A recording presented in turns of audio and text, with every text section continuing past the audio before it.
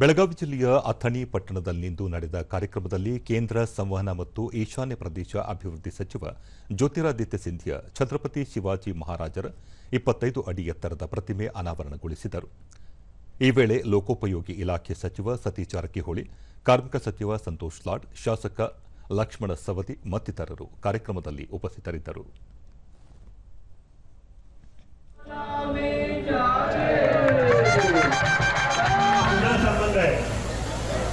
त्यांच्या कार्यातून स्फूर्ती घेता आलेलं होतं आणि आपले अभिनंदन.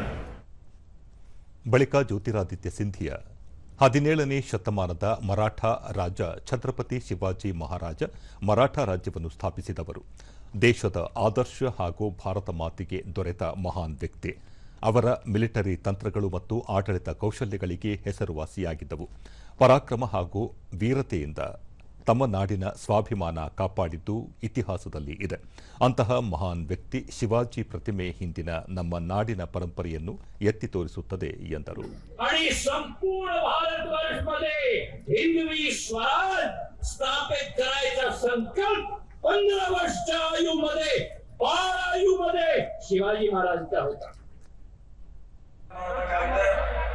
ಸತೀಶ್ ಜಾರಕಿಹೊಳಿ, ಛತ್ರಪತಿ ಶಿವಾಜಿ ಮಹಾರಾಜರು ಕೇವಲ ಒಂದು ಜಾತಿ ಒಂದು ಧರ್ಮಕ್ಕೆ ಸೀಮಿತವಾದ ವ್ಯಕ್ತಿಯಲ್ಲ, ಅವರ ಆದರ್ಶ ತತ್ವಗಳನ್ನು ಎಲ್ಲರೂ ಪಾಲಿಸಬೇಕು ಎಂದು ಹೇಳಿದರು.